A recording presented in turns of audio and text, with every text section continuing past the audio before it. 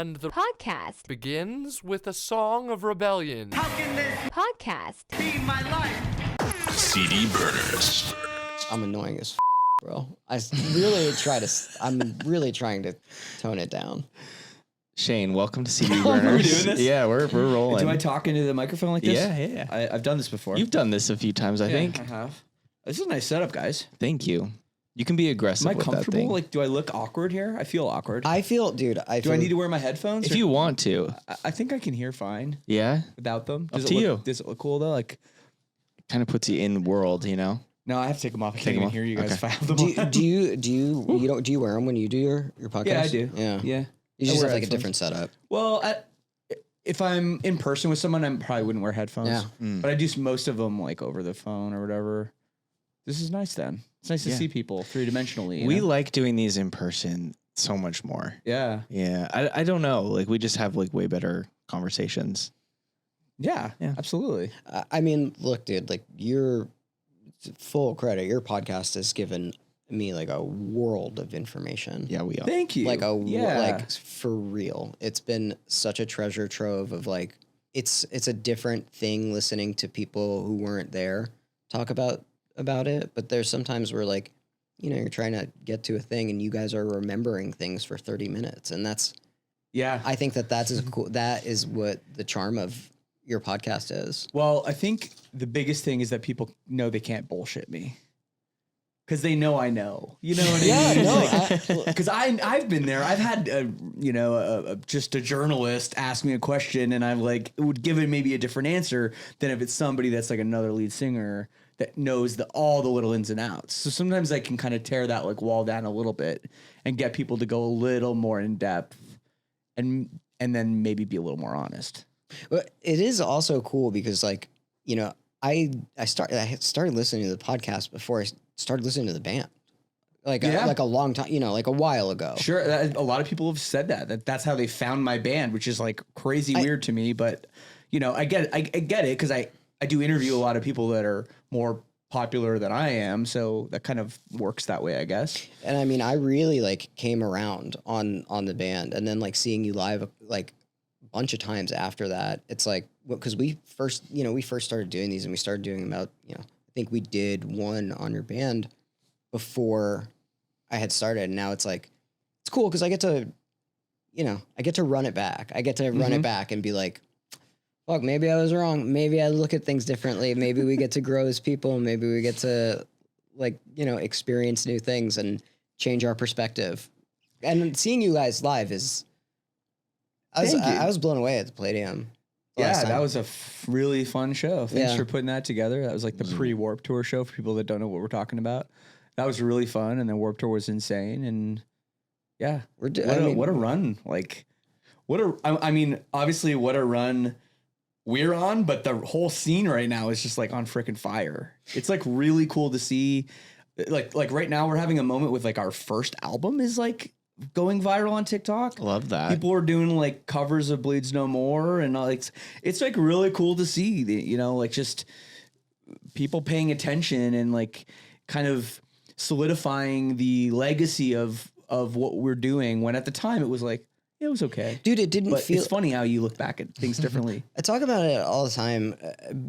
Growing up, you know, being in this scene, I was like, we have no culture. Like, I look back at like the 90s and 80s, and it's like very distinct, and like I Right. can see it in my head. And I was very aware of it when I was living it. I was like, we have nothing. This is like not going to be a thing. We have nothing. I'm not like, you know, this is nothing to be remembered, nothing memorable. Like, this is Right. just what we're doing. And now looking back, I'm like, this is the best one.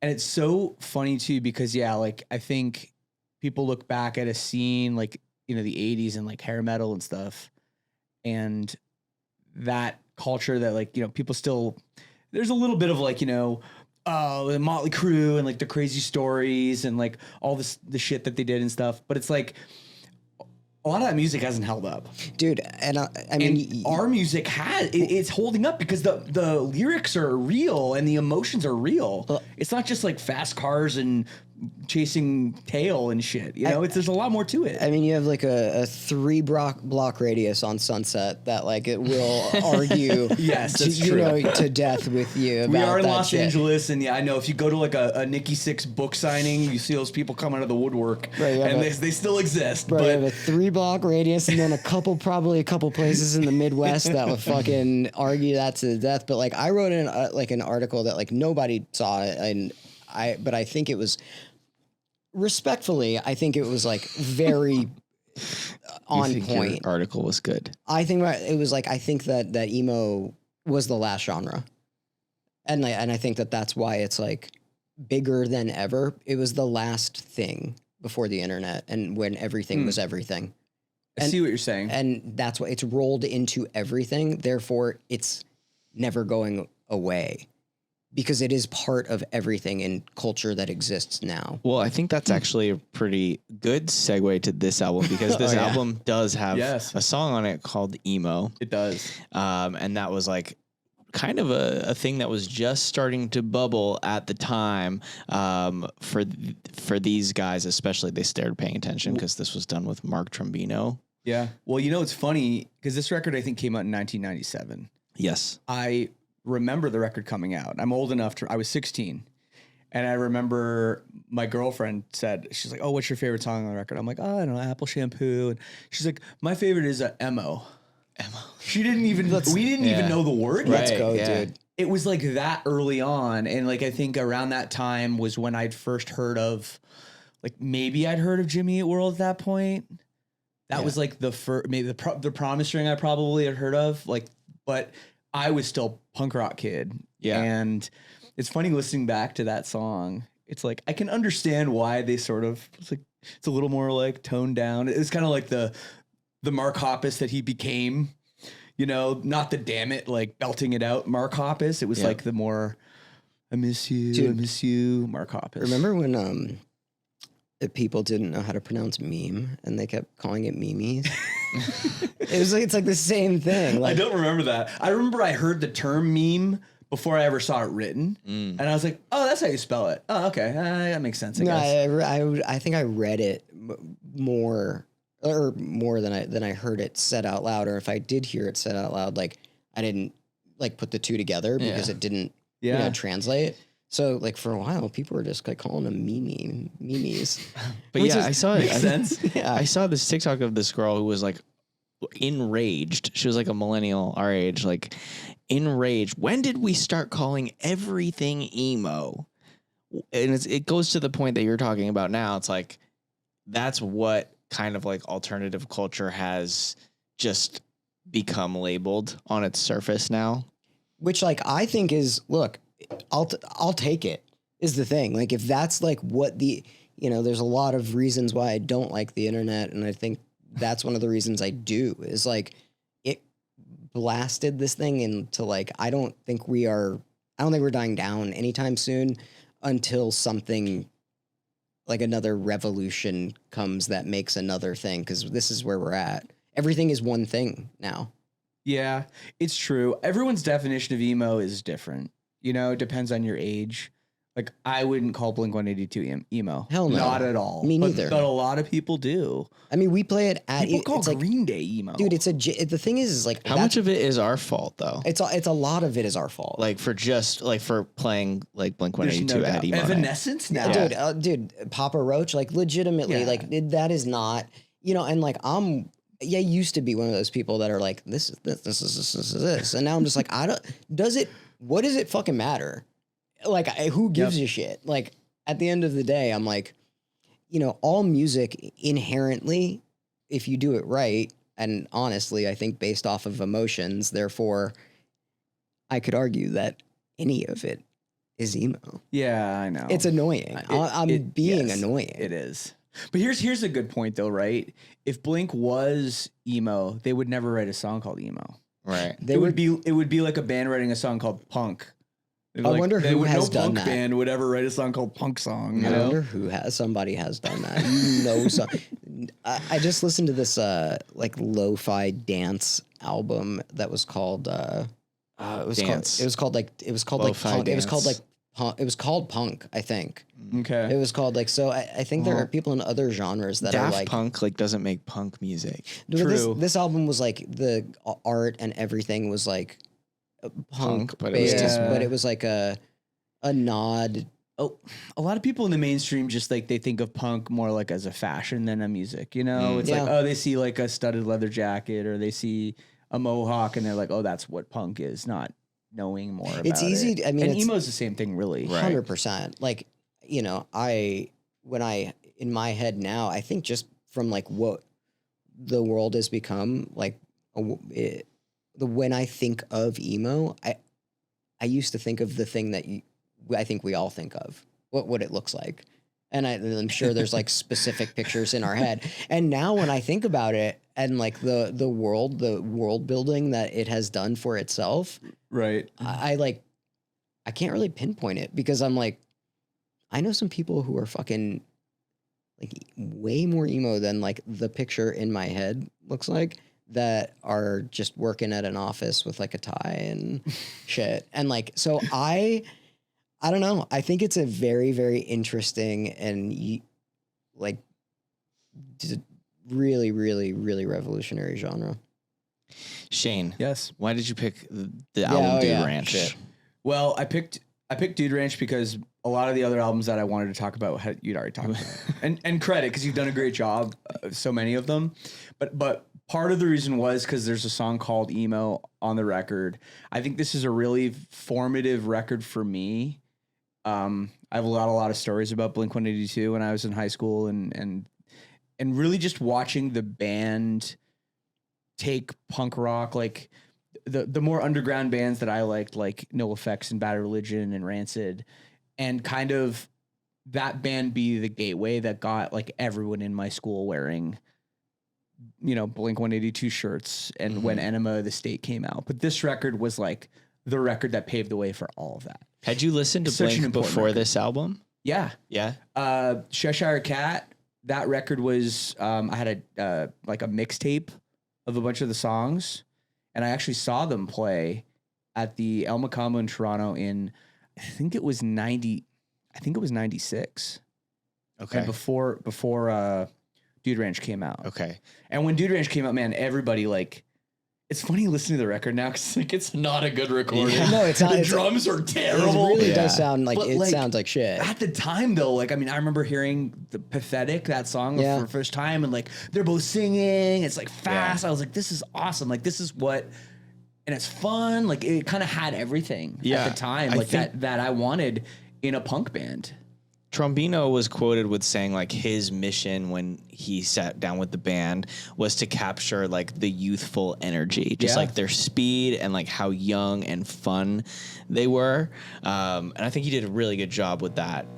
This is their last album with drummer Scott Rayner, Yeah. and he famously played his drums in a wheelchair because he had gotten drunk and like jumped off of a roof or something. Yeah, like when they got signed, it was Yeah. he was like celebrating or something. I mean, isn't that why he got kicked out too? Because he had some issues with the sauce. Yeah, I did some deep stuff on this in Reddit and found like his ex-girlfriend's like sister's posts Okay. and shit. Like I Okay, found like a nice. bunch of weird shit. What did she have to say? But I wanted to touch on the recording though a little bit because like I guess Tom was like cranked the amps so loud that like they were all clipping, like it was all just like all clipped, and they were Mark was like doing everything in his power to be like, I get this to not clip but sound like that. And I think that while it does, like, you know, you listen to the albums today and you're like, that sounds like shit, it like did something for people who wanted to, you know, get a PV amp and like a shitty guitar from Guitar Center and like made it kind of sounded like that. And I feel like it like made you feel like you could do that. Yeah, I mean, as a kid growing up at that time and being in a shitty punk band, like that's what we did. Everyone had the metal zone. Everyone turned the gain all the way up.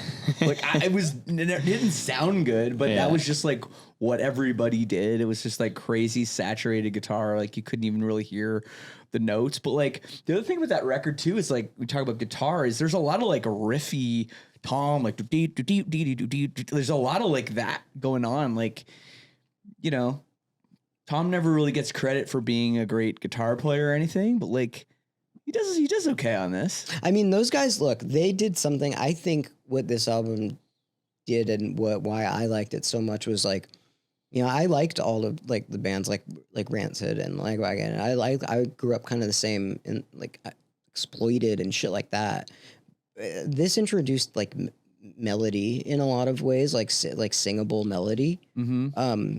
You know, because like those bands do have like one song where you're like, everybody knows that thing, but the rest of their discography is like very fast and yelly. And this, you know, like even what you're saying with the guitars, you're like, can sing those guitar. Yeah, it bridged riffs. pop into pop punk. Yeah, but at the same time, like Lagwagon's a good example of another band that they were pretty much not doing anything too different from Blink, and they were doing it way better at the time. Yeah. Like they were. Hey, but there was something like you said about Blink had this. They really captured like what you know me as a teenager wanted. Like they were saying things like using lyrics like you couldn't really say. You know, like they're talking. What's the line? Like I'll just jack off in my room. Yeah, like you didn't hear that stuff. That was fresh at the time. Dude, now like you straight up just didn't hear any of that. And I was like, I remember hearing those for the first time. And, you know, it's like,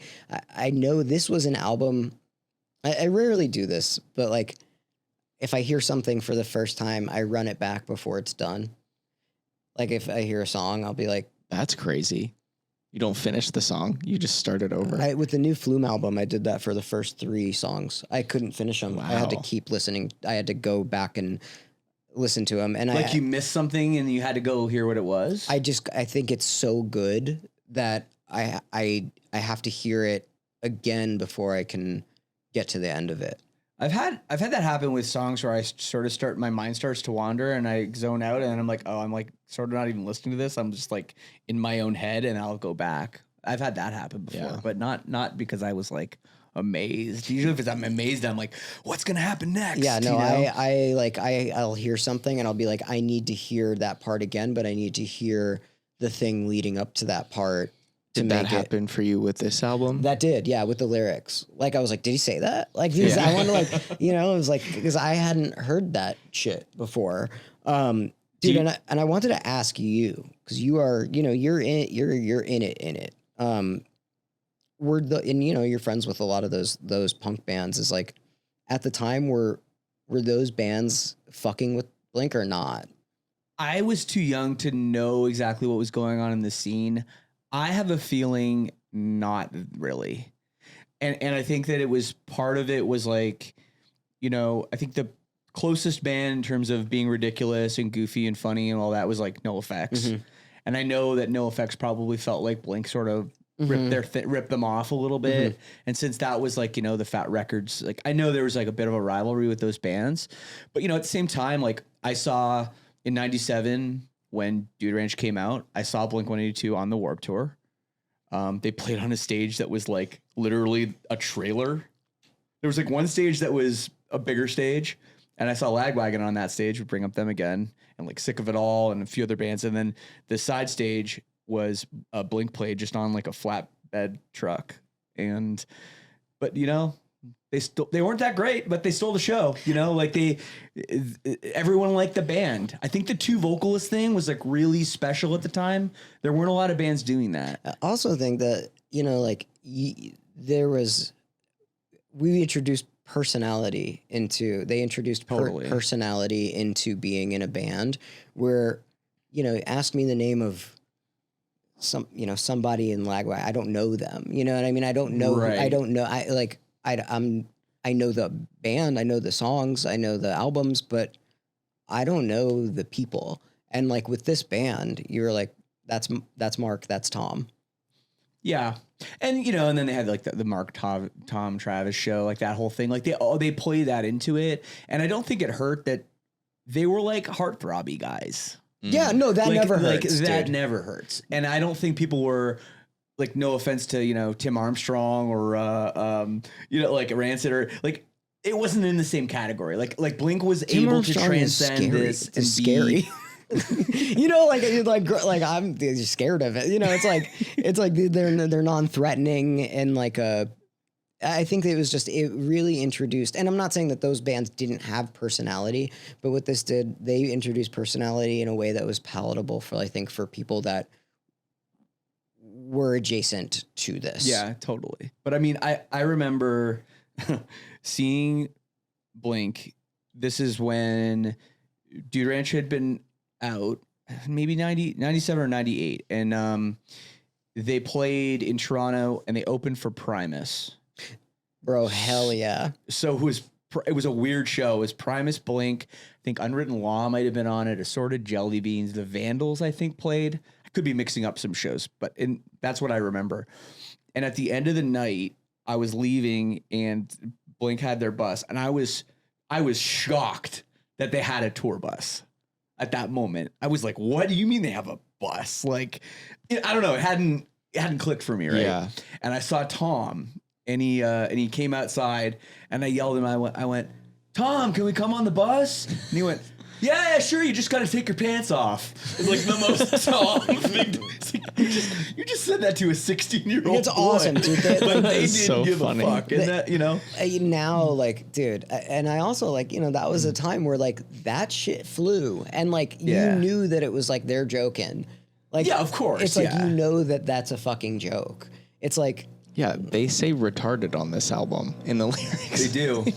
They do. We were listening to it today That's on the car awesome. ride here, and my girlfriend like looked over at me and we just laughed. Like, dude, it's awesome. Like fucking go for it. And they were like, oh, buddy. Like, we had a whole, like, Hey, buddy. a couple of years ago when we were preparing for our Coachella set in 2022, we were like, how are we gonna act on stage? We had never, like, done that kind of thing. So we just listened to the Mark, Tom, and Travis show, like, over and over again, and, like, really tried to embrace the like dynamic between them and adopt as much as we could, like, through osmosis. But, like, when we were listening to that, I was like, fuck, man, like, if Gen Z finds this, Blink is so screwed. at the time, I know. if Gen Z found it. I haven't listened to that in a very long time, but I remember some of the things. Like, not flying. Dude, not I flying. can't. It's funny because I can't listen to that album without, like, saying the things that they say in the live between. album, which is what a testament to like personality, and They're just funny. they're, you know, just like being a solid fucking band. Anyway, Right. so Like, everyone knows it. Yeah. I'm not like you guys. Everyone knows the next line. where's my Asian friend? Like, what if, like, that couldn't be funnier. Hello, Delilahs and Juliets. This episode of CD Burners is brought to you by the Delilah vs. Juliets tour, presented by Emo Night. Our friends, the Plain White Tees and We the Kings, are hitting the road for a super fun co-headline tour celebrating all things nostalgia. That's right, both bands will be playing full band sets, and your local Emo Night DJs will be there to kick things off with an Emo Night dance party. Tickets are on sale now at plainwhitetees.com. Grab yours now, and we'll see you there. Okay, so you were saying Apple Shampoo, right? Great song. Probably my favorite song on the record. Also kind of a crazy song. It's all over the place. Like, it goes through so many different, like, the song structure doesn't make a lot of sense. Most of these songs are pretty classic song structure, except almost none of them have bridges. Oh, Almost none of them. Maybe none of them have bridges. They're always, it's a very Blink thing to do where they just kind of have like a little instrumental break. Like, Dammit has that. Yeah. And so does What's My Age Again. But on this record, it's the same thing. I don't believe there's any bridges, which is interesting. I have two, which is wild because, like, now when I think of a Blink song, I'm like kind of think of their bridges. Like, I think that they do that really, really well in pop punk. Yeah, like what though? Because I mean, now I'm thinking about more. I'm trying to think of a single bridge they have. Not in that, maybe not in that album, but the later albums, like, those are that was probably, I also probably ran it back for those things too. But okay, so let's check this out. This is interesting. This is actually interesting, and it's a theory, and I don't know if it's true. I made it up. I'm making it up, but I feel like I'm right. Okay. So, Mark wrote "Dammit" while he was watching The Good, Bad, the Ugly. Okay. I looked up the key of Ecstasy of Gold. Okay. You know that, how does it go? Sing the Ecstasy of Gold. I don't know how it goes. I can't think of it right now. We know it. It's the da-na, na-na, Mm-hmm. na-na-na-na. The same key as Dammit, which is da-na-na-na-na-na. I think he kind of just ripped off Ecstasy of Gold. Maybe he was just like playing along with It's it. in the same, yeah, and like And then came he up was with like, that wait, I riff. found this riff. I got to hear it.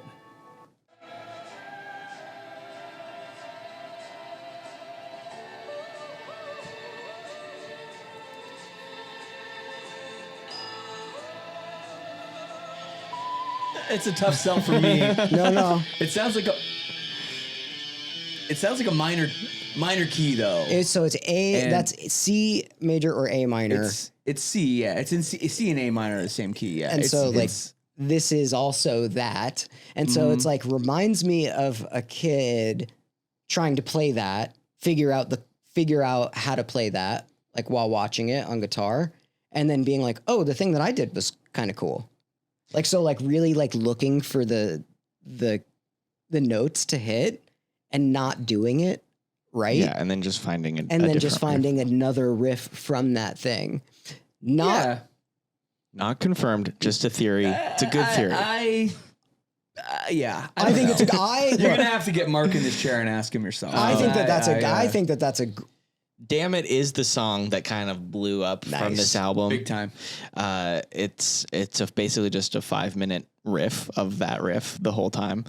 I guess like when they would play this album for the label executives, most of the execs would walk out of the room by the time like they hit track 3. They were like, whatever, fuck these guys. And then Dammit comes back with track 4, and the people that stuck around were like, oh shit, this is the one. But nobody was Right. really giving them much attention at the label until Dammit started to pick up steam. And then it just exploded on radio, MTV, Much Music. Do you have a moment where you remember like hearing Dammit on the radio or seeing it on Much Music? Well, it's track 3, first of all. Track 3. Yes. But I remember I was pretty well versed with Blink before it sort of took off. And I don't remember ever seeing the video on Much Music Interesting. at all. In fact, I can't even really picture the video in my head. I can't either. I think I remember the video for Josie Moore. Because of Alyssa Milano or Yeah, exactly. And, Wasn't she not in it? And but that video is also like very rare to see on TV. I feel like that whole album didn't get a lot of mainstream attention at all until the next album came out. And when Enema of the State came out, it was like everywhere, man.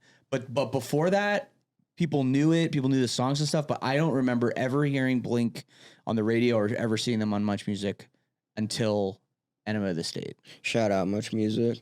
Shout out Much Music. I Dude, mean, they played some cool stuff. I mean, they were, I don't know. I can't compare them to MTV because I didn't have MTV growing up, so I don't know what. Who is your Carson? MTV Who was is your like. Carson Daly?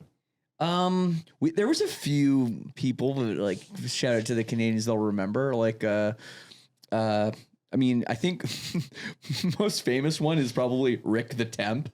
He was like a temp guy they brought in that became like the face of the whole thing. Crazy! I've never heard that. Ricky the Intern? I have never heard that fucking. Rick the Temp? Never in my life. Rick Campanelli, I think was his name. Yeah. But the guy that like I think is the most important for our scene and stuff is George Stroumboulopoulos. Okay. Who ended up being, I mean, he's a big deal in Canada. Yeah, Like, no, it's funny. I've never heard these names before. Punk rock guy. And he hosted a radio show one night a week that was Look at cool that 'cause it last featured name. local That's bands. crazy.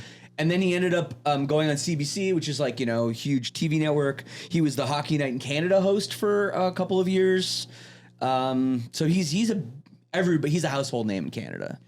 It's crazy. I've never heard this name before in my life. Looks like he goes by Strombo. Yeah, sometimes. I've never heard that. Okay, so He's the man.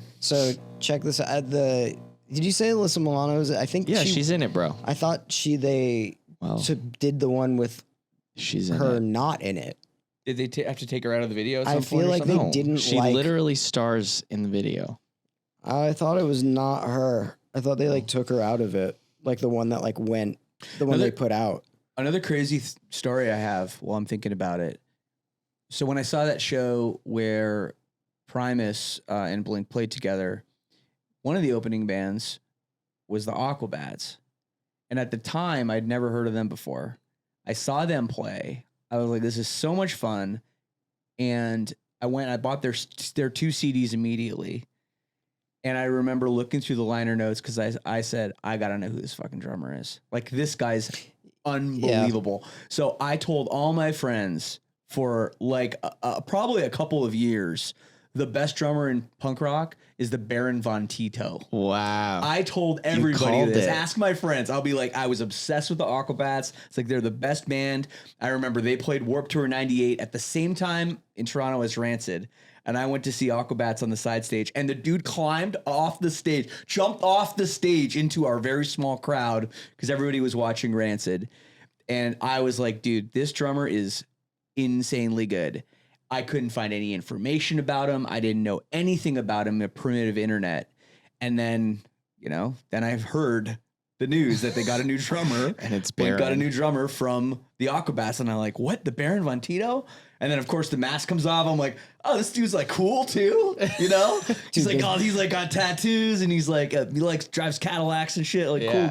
I was like, this is like coolest guy. So I always tell people I was a Travis Barker fan before I even knew his name. Damn, dude, that's tight that that's a cool thing to claim. That's he's pretty undeniably good. It's wild like that. It's a really hard thing to be like, I know that drummer. Like same thing with like I know that bass player. It's like I know Les Claypool or fucking Primus, Yeah. But drummers, it's like famous ones like Neil Peart, right? And then like Travis Barker is the #1 drummer.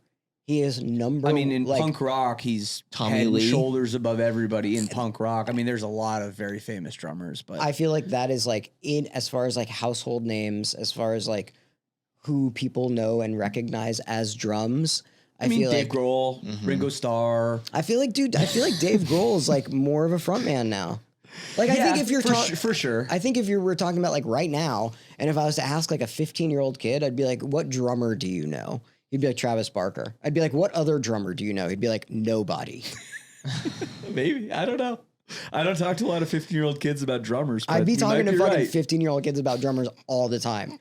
Every single 15-year-old, I'm like, name a drummer. What other standout tracks are on this record? They say Cardi B. You got Josie. We got Josie. You got Dick Lips, which I think is like fucking hilarious. I think Dick Lips was the third single, actually. Oh, yeah. I think it was Dammit, That's funny. Josie, and Dick Lips were the singles. Yeah, Really if I good. remember correctly. Dick Lips is a pretty serious song. It's about Tom getting expelled from school for showing up drunk at a basketball game and disappointing his parents. Which I do always like that line when I was a kid. Shit, Dad, please don't kick my ass. I know I've seen you trashed at least one time. That really resonated with me as a kid. I was like, I'm pretty sure I've seen my dad drunk at least once too. Dude, I mean, like that's like just what I didn't hear shit like that in music before this. Like I just didn't hear that you saying it out loud, like the lyrics out loud. Maybe they were there, but I don't think they were there as like, here's the thing. I think they were like riddled in metaphor shit. Right. And this is just like, it's like straightforward, and it's also really like juvenile humor, but it's also kind of, relatable and serious. It's totally relatable. I think like at the time that came out, being like a 16, 17-year-old kid in high school and like secretly getting drunk with my friends, it's like there's nothing more relatable than that really at the time. It's also funny is like that's like who is in charge of businesses and companies now and like all that shit. Those are the age of the people that grew up listening to that shit right now, which is such a funny fucking thing to think about. Dude, I love it. I love that like Ghost Energy drink, like my boy Dan lives in Vegas. Shout out Dan, dude. Shout out to Dan. Like he's like a dude running shit now, and he's just like a guy that went to Warped Tour. He's the fucking best. It's like I love that that's happening in in all aspects. It's like we've arrived finally, and like now we get to do some cool shit. You know, our people. It's awesome. It really is like that. That's a great example of like somebody who is like and then grew up with an absolute real one. It's like it's so cool that you can have a corporation, if you will, run by people that actually really care about this. That know bands that like I'm like I don't know that band. Yeah, which is what a crazy concept, dude. That is like such an insane. If you would have told me that when I was fucking 15 or 16, I would have just like, dude, it's amazing. Are there any lines on Dude Ranch that you wish that you wrote? And also, I know that like your Silverstein's writing style is pretty different from Blink-182's. It is. But are there any moments or rules where you're like, I'm trying to balance humor with sincerity in my writing? It's funny because so much of my Blink-182, like, you know, punk rock influence that I had, I kind of got out of my system early in my old punk band. I was in a punk band called Jerk Circus. Okay. And it's very Blink, very No Effects, very of that. And I had tons of stupid lines, you know, songs like there's just probably our best song is a song about the day I turned 18 and, you know, like I shouted all my friends and everything we were doing at this like one party and, you know, and it's got like elements of seriousness mixed with like, you know, talking about my friend smoking a cigar and, you know, like dumb juvenile shit, but very in the vein of Blink-182.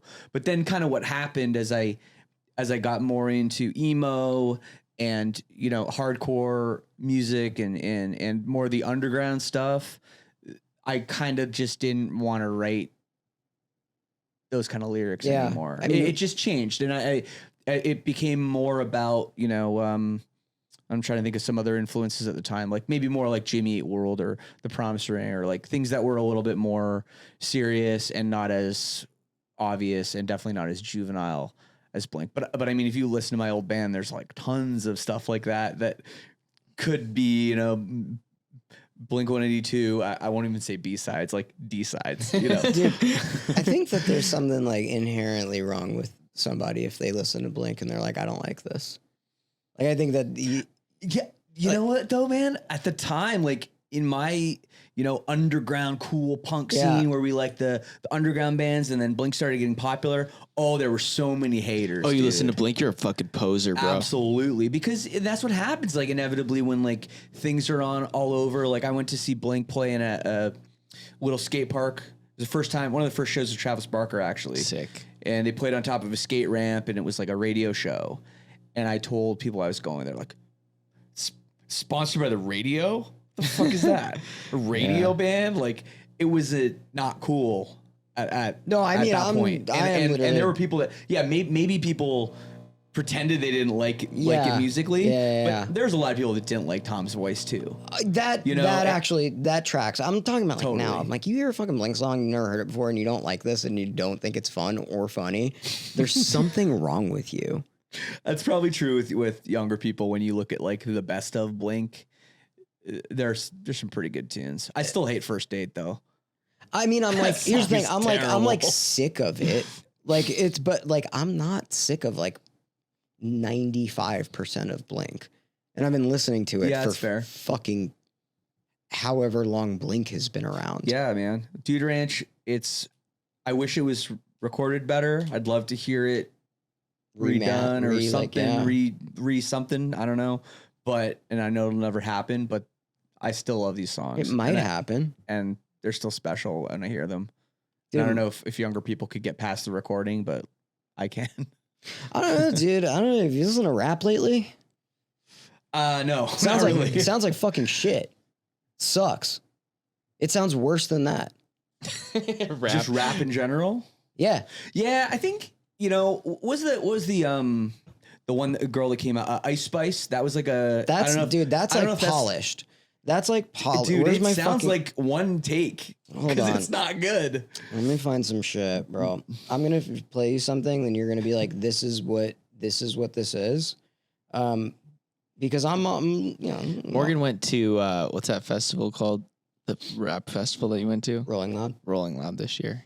And he was like, it's all just people like yelling over track. And I'm not doing this to like. And he's like a big hip hop head. I Like in am, like yeah. 2016, he was like, that was like, it was like popping. But I mean, there's always been the element of live rap that is like couldn't give a fuck. Like, and like, wait, just wait, bro. Like, this is like what the, like, and the thing is, unfortunately, like, I kind of really like it, but it's.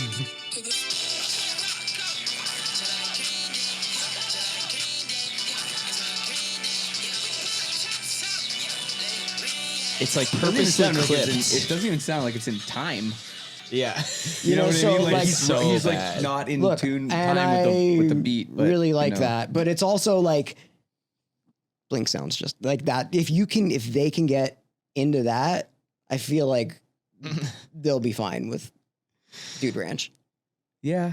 I mean, I guess it's all different. But yeah, I mean, even with big hip hop artists, I'm like surprised sometimes. I think this is a long time ago now, but I saw Flo Rida play in a bar in Detroit. Dude, Florida had some And- motherfucking bangers. Yeah, except he literally just came out and just sang over his CD that already had vocals on it.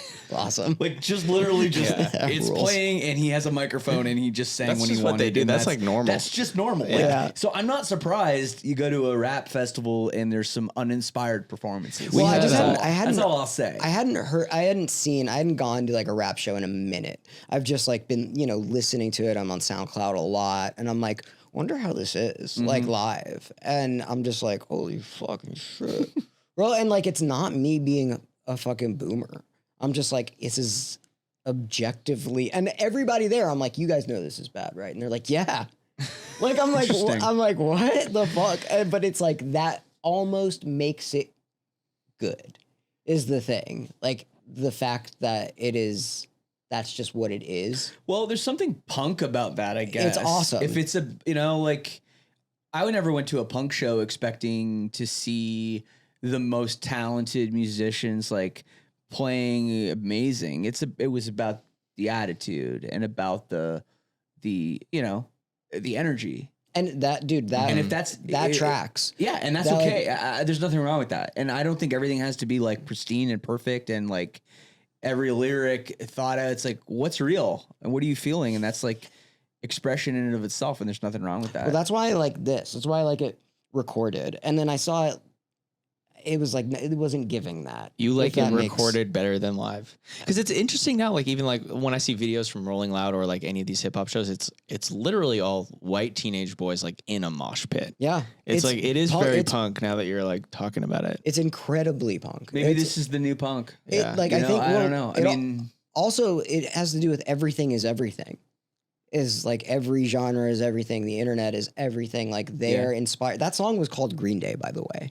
You know what I mean? Like that. Okay. Like, okay. Like that's the thing. It's like, okay. Like it's we're doing this thing. Yeah. And we're all kind of in it together. And I think that is like, while it does sound like shit, like I like it. And I think it gives the ethos of like what you're saying. And I didn't put that together until you actually said it out loud, but it does tie into just like everything is everything. We were the last thing. Here we all are.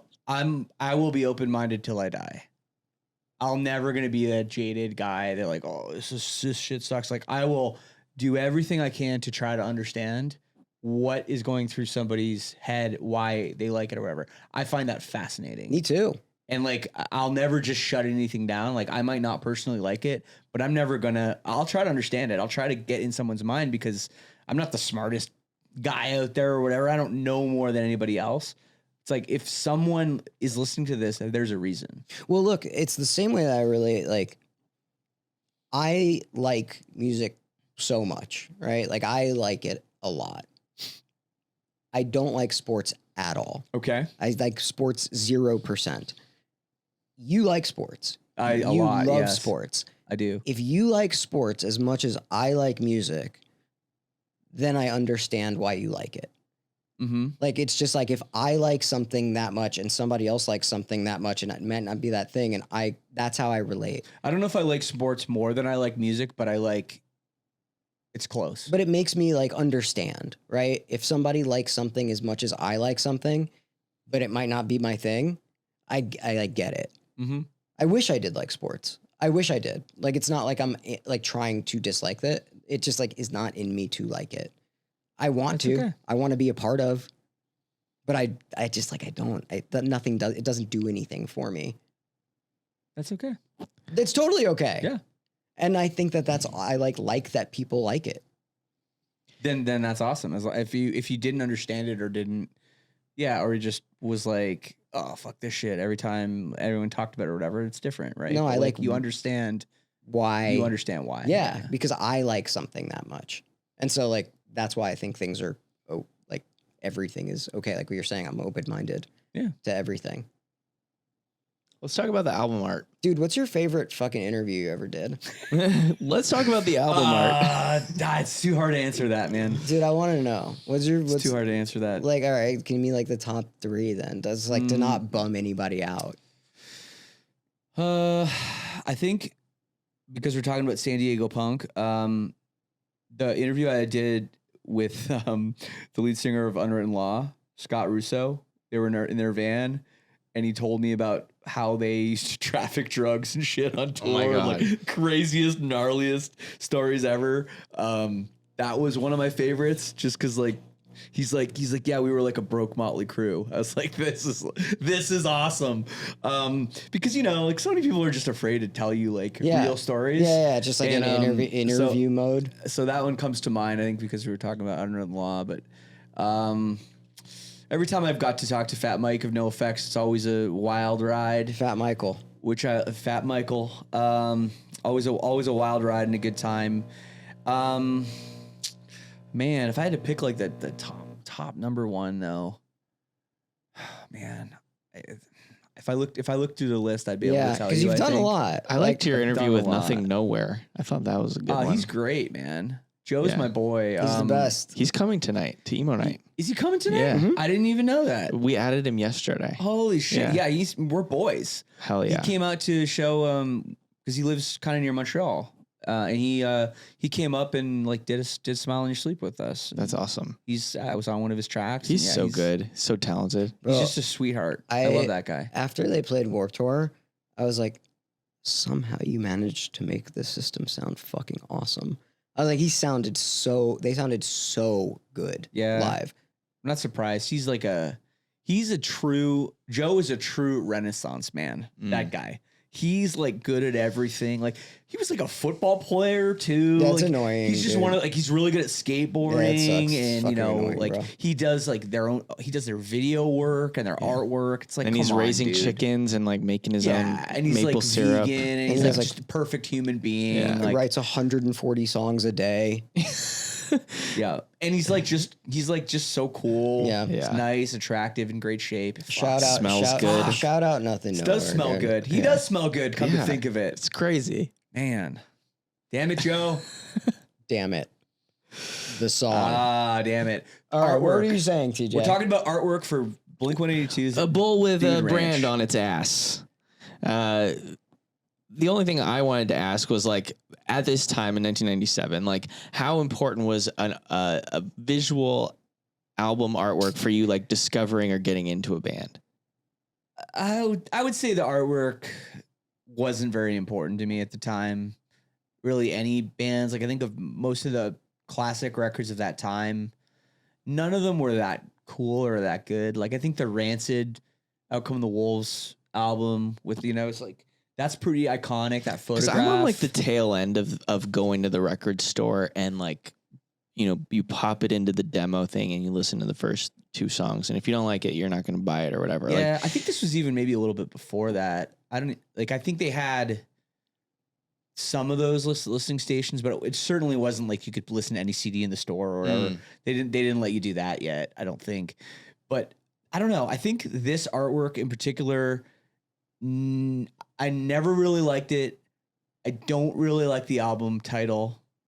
I don't really get it. Yeah. Like, I don't get it either. I don't like Enema of the State and they have the porn star on the cover. Like, okay, that's on we had brand. so that many works. And- comments that were like, you found out what take off your pants and jacket means? Wait till you find out what Dude Ranch means. Oh, really? Yeah. What does it mean? It's like men's jizz. Oh my God. I didn't ever. This is like a huge moment for me. I didn't either. But at the same time, we no figured. idea. That's way worse. Yeah, it's I was getting roasted because I didn't get like the pun of take off your pants and jacket. Oh no, I didn't get it either, dude. Until right now, I never got I that. never fucking put it together. Okay, it's not bad. It's not a bad No, title. now it's great. It's Turns out, great. and now It's it turns really- out to be really good. It's pretty over the top. Yeah. Dude. They snuck so much shit by everybody. I mean, they snuck it by us who are fans for this many years. I wonder what else they fucking snuck by everybody. Damn, that is What a crazy thing to discover at the same time. That's Does awesome. Cheshire Cat mean something gross? Probably. I don't know. I don't know about that one. I don't know about that one either. That's I'm fucking pretty blown away, to dude. be honest. That's like you caught my reaction on camera with Yeah. that one. I mean, same. had no idea. I had no idea either. I did not know that. Prepare. TJ's always laying down the freaking business, Bro, though, on this prepare to thing, be man. roasted, though. Like people came at me because I didn't understand take off your pants and jacket. Yeah, it was the same people that'll come at you for the I wore cologne thing. Yeah. I didn't know it was I wore cologne Right. for a while. I thought did it was I when Walk eventually Alone. everyone was like, the internet blew up. But the first time I like heard the song or whatever, I was like, oh yeah, I didn't know it was that. Wait, what? You're talking about Green Day? No, No. I'm talking about I work alone to get the feeling right. Oh, It's not I walk alone. I walk Oh, alone. It's like what everybody. I thought it was that too. I walk alone. Yeah. Yeah. He was Doesn't out make any on a sense, walk. but yeah, it does sound like that. He was out on a walk. Dude Ranch. Oh man, that is a wild title. Never mind. Dude, imagine if like we died today and we didn't know that. I know. And now you know. Thank God I made it here I safely. know. Damn. Wow. I'm so happy. I can go in peace now. Not that common. It's not that common. There's no way. Dude, the internet thinks they're the smartest people. And it turns out you guys are so fucking stupid. Here's another one. Green Day, Dookie actually means shit. Yeah, Well, we know yeah, I knew that. Yeah. I knew that much. That's actually my favorite album cover.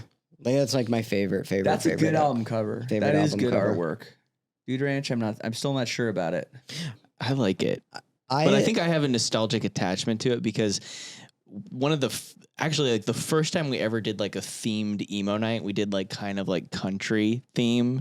We literally had like some of our diehard fans get hay bales in a pickup truck off of Craigslist, and we built a photo booth in the parking lot of the Echoplex with like the Dude Ranch album cover behind it. So I just always associate it with that now, and I'm like, oh, that was like a fun time in our journey that we've been on. Dude, I'm a fucking idiot. My like little kid brain thought this album cover was so sick, and then I looked at it right now, and this album cover sucks ass. You It's think just it's like bad? no, the Better Than Ezra like deluxe album cover. I remember thinking it was like so Where did that cool. come from? Because we were talking about like album covers, and I was like, dude, I wonder if it like is as good as I remember it. And this is like the worst album cover I've ever fucking seen. Do you know what I'm Trying to talking find about? out No, Cheshire let me see Cat. it. It's literally just this. I have a nostalgic attachment to it. Like I remember like having this I do physically. remember that one. I remember having it physically. What's at the bottom right corner? It's like a hand. Is that Dude Ranch on there? Where no, yeah, that is Dude Ranch, right there. Like, look how bad this album cover is. That sucks. There's more bad album covers than good ones. That's the truth. Damn, yeah, no, that's got to be a difficult. No, I can't believe I'm like pretty blown. I have nothing else to say. I have a story about fucking some bullshit here. One of the songs about Scott, the drummer, his like, fuck, I'm gonna get it wrong, here, but here we go. So Mark allegedly wrote the song Apple Shampoo about a lady in Dance Hall Crashers. Okay.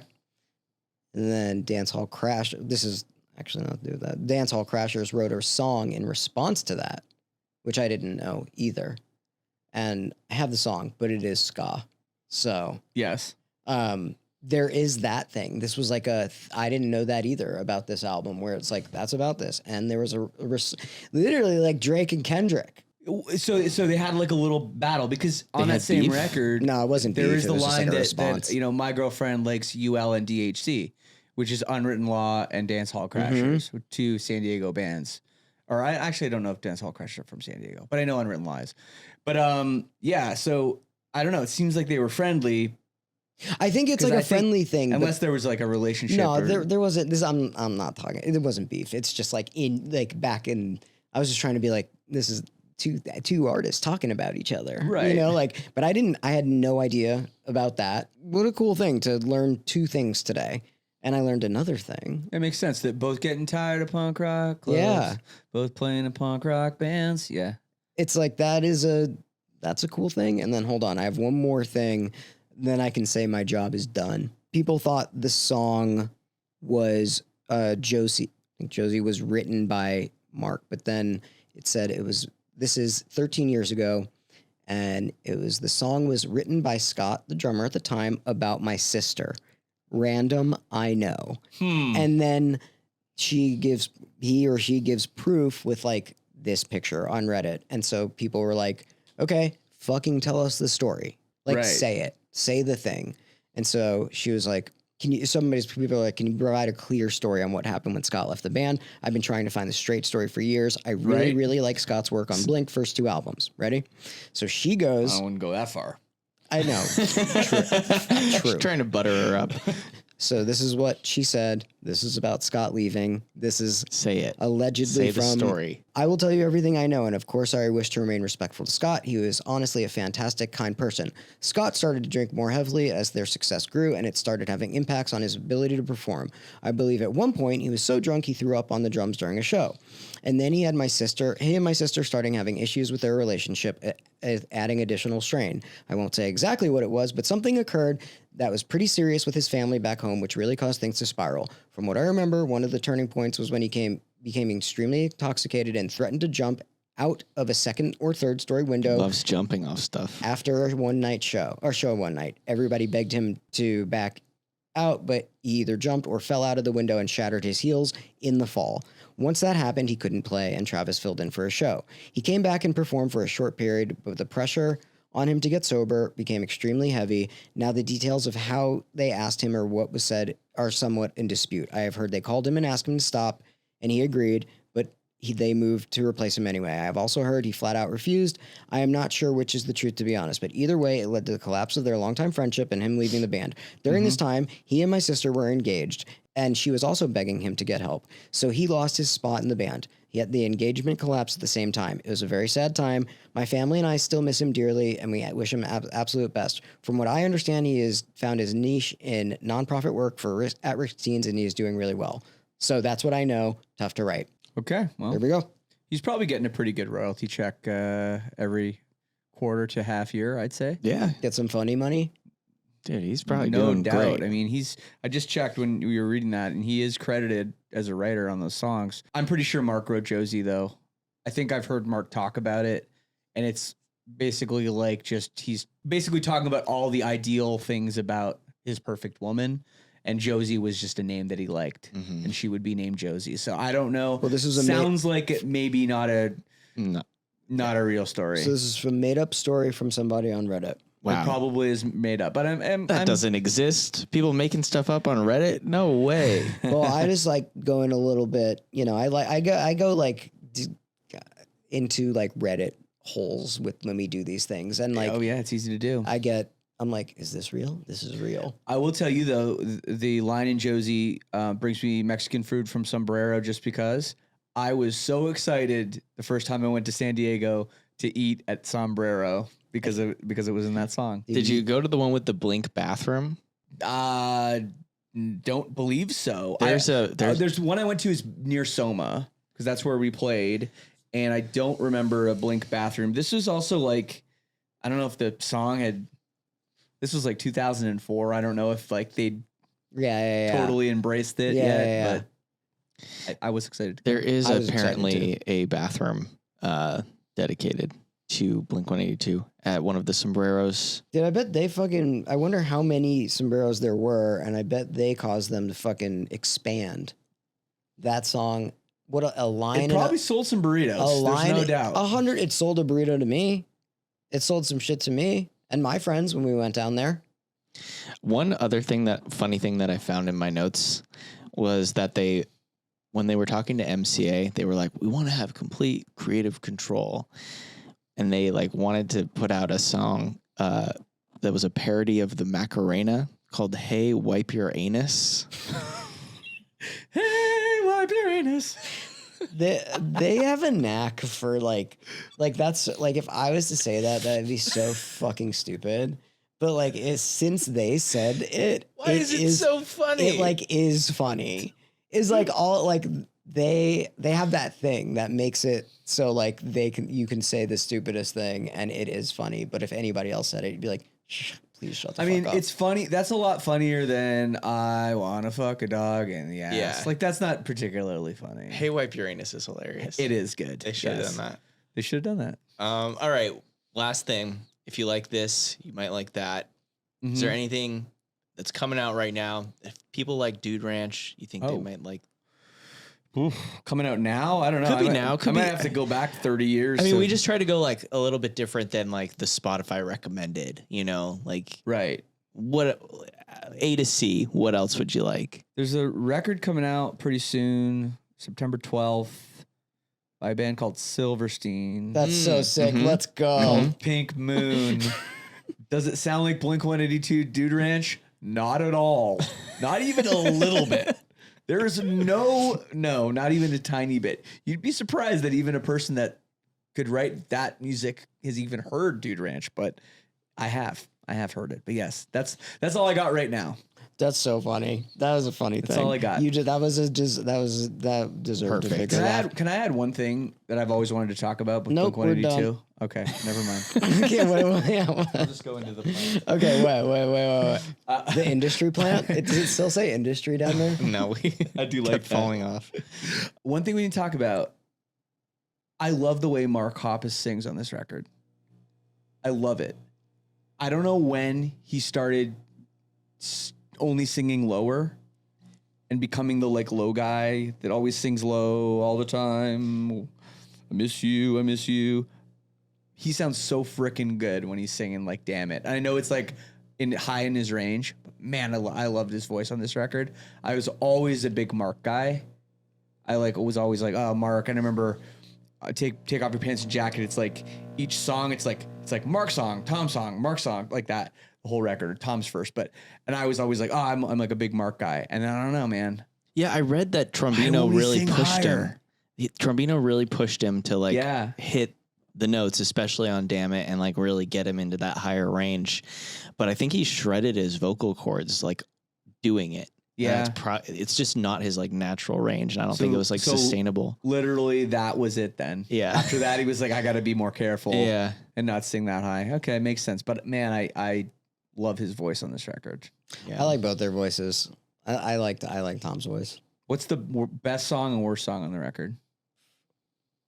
I think Dammit's the best song. I think Josie is the best song. You cliche answers. Listen, the two singles. The A&Rs were right. I like a lot of the times the A&Rs are wrong, and I think Josie is like just like as far as songs go and like energy wise goes and like how crowds react to and how I react every time I hear it. I'm like, I like every song on the album. Josie is a good one. I'll give you that. I mean, they're both good songs. There's no denying it. I think Apple Shampoo is my favorite. I like Untitled a lot as well. Untitled's a great song. Worst, maybe Boring. I'd have to or know the names. Degenerates. That's a pretty bad one too.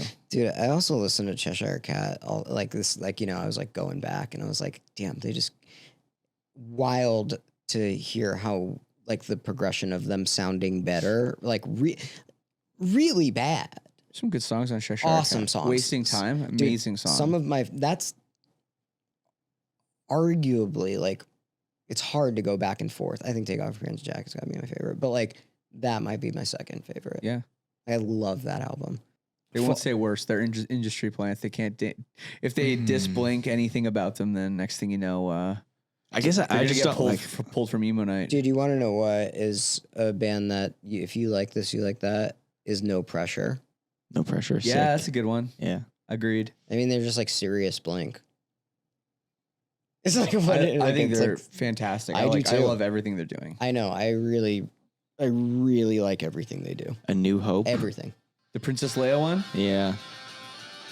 Yeah, I kind of don't fuck with like Star Wars themed shit. Yeah. Okay, that's fair. Like I kind of don't fuck with it. That's fair. Internet, do your thing. I don't give a fuck. Do you want to hear a quick story about how I got bullied into having a Star Wars debit card? Yep. So, when I lived in Canada, I went across the border to Detroit because I wanted to get a U.S. bank account so that when people paid me, it was easier. Yeah. You know, when they wired Yeah. me money and Yeah. stuff. So I was able to get one. The lady was really nice about it.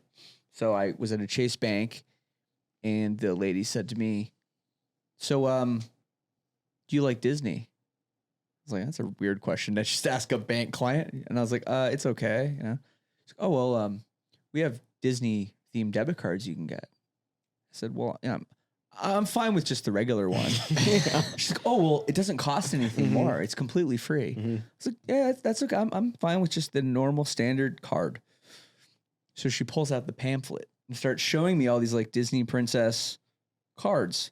So I'm like, "Well, I don't know if I like really want that." You know, I'm like, you know, it's kind of like princess stuff. And I was like trying to humor her a little bit.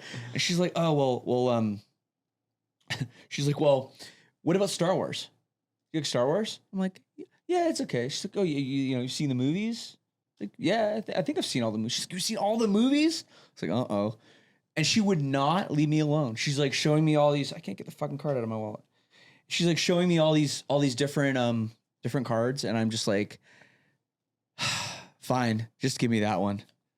Now I have a Darth Vader. Dude, you got bullied into I got bullied into You see a that? Darth Vader. Don't show it on camera. You know what? Honestly, the numbers have just worn off the card, so I don't care anyway. 73971. The expiration date is 07. Literally the last four digits. Look, if you just take the card, watch this. You just do this on the card. Look. The numbers just come off the freaking card. Dude, I like that. But I got bullied. Yeah, you got bullied. And then every time I go to a restaurant, Yeah, you have to. people are like, "Oh my!" And they'll like quote start- Star Wars, and I'll be like, "I don't know what they're talking They about." start dorking out with you, and you're like, And I'm like- yeah, man. And then they're like, "Oh, so you're a poser?" Damn, dude, you Right? she fucked your shit up. I know. And I've tried to get rid of it. I can't figure out how to get Damn, rid of she a new really debit card. fucked your shit up. That actually is a thing. Yeah. The So going my, to pay, that is a thing. my least favorite song is also A New Hope. There you go. Shane told. All right. Well, Shane, thank you so much for being on Thanks, CD guys. Burners. It's nice to be here. Emo You Night got a tonight should really be cool fun. setup. Thank you so much. Yeah. And you do an amazing podcast Yeah. called Lead Singer Syndrome. Yeah, check it out. I've done like 375 episodes. I'm actually, next month is going to be 10 years. Dude. That's wild. 10-year anniversary. So, yeah, trying to do something special. Maybe Mark Hoppus will get on the show. I don't know. Hell yeah. I had him before, but he canceled. Yeah, he likes doing that. It's okay. It's okay. He's a busy guy. He's a very busy guy. He's a busy guy. You gotta get, and I like that he's like he posts about like music and photography, like he's in the studio, like doing shit, fucking around, just like any little kid would do. He's like learning, and people are like, "This is how you use a camera," and it's awesome. It's like he's just the fucking coolest guy. I like him a lot. Well, we like you a lot, and thank you for doing this, and really appreciate you, Of course. and all of the stuff that Of you course. do Thank you for for having this me. shit. So, All right. goodbye.